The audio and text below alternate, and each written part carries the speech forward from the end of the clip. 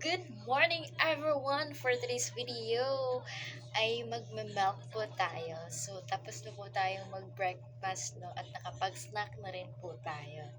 At iba yung snack po natin kasi nagulay po tayo at nagkanin. So, pareho lang din ang sa breakfast. Pero sa breakfast po ay nagmunggo po ako. So, for today's video, I'm going to have milk dahil mag-beauty, ano ba yan pronunciation look there. So, mag-beauty sleep po ako kasi meron po kaming meeting mamaya. Hindi po siya meeting, special work service po siya. So, kailangan po na, syempre, maganda po tayo. So, special nga po, di ba? So, kailangan maging fresh at dapat active tayo to listen God's message. So, ang ating gatas po ngayon, ay mahilig po talaga ako sa gatas. Actually, di gaya ng iba na masama sa kanilang, ano ba Tagalog nun? So, hindi po nila kaya yung gatas. Opo, meron po talaga mga tao ganyan. Pero ako po, sanay po ako sa gatas na hindi na po nilalagyan ng sugar at inuubos po ito lahat. So, ilagay na natin dito. So, himala po, nag-adult plus po tayo. Yes, yung adult plus ay 15 lang po sa La Nueva. Ano yan? Taga-advertise. Hindi. Diyan ko lang kasi nabili. Saan mo ba binis? Langan man sabihin mo sa guys, sa La Nueva. So, for safety to our phone, ilagay muna natin malayo sa tubig, no? Kasi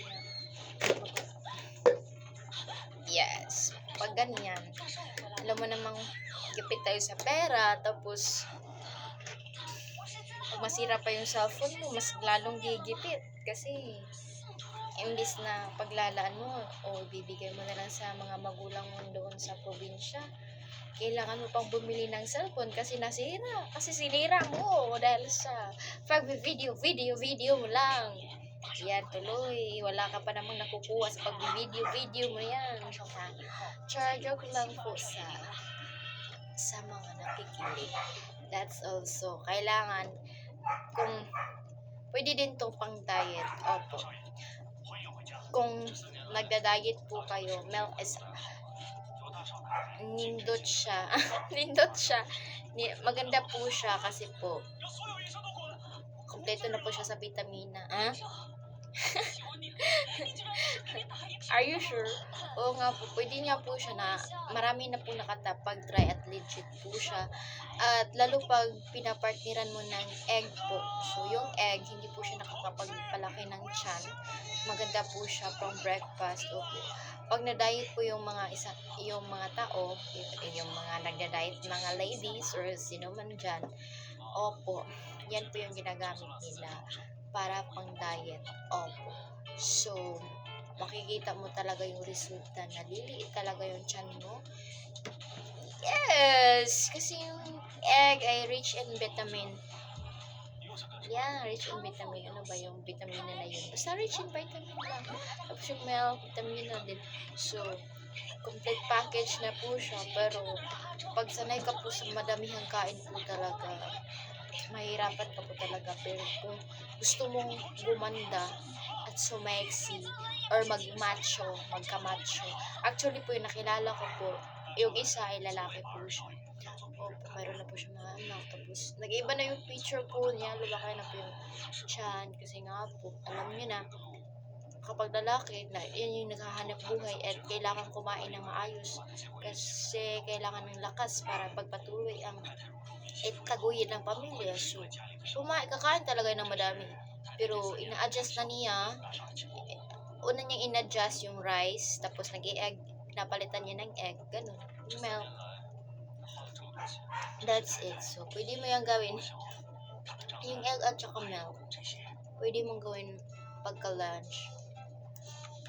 Or night. Pwede din. Night. Kasi yung iba kasi, mali yung ginagawa. Hindi po sila nagbe-breakfast, hindi nagla-lunch. Tapos, dinner, doon sila kakain ng madami. Maling-mali yun. Mas okay pa yung Sa breakfast ka po, kakain ng madami as in madami kung gusto mo. Pero less ka po sa lunch at saka dinner. Kahit na isang egg lang, wow, isang egg, kaya. Tapos, wag niyo, pag ganun po, wag niyo lang pong biglain yung sarili niyo.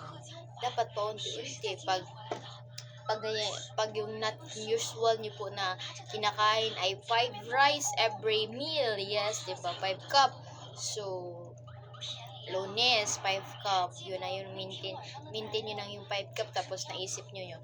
Kailangan nyo mag-reduce kasi maliit na lang yung nakikilos nyo kasi nga lumaki na po kayo. Fully matado na kasi nga hindi po kayo sanay kasi bigla na lang po kayong lumaki.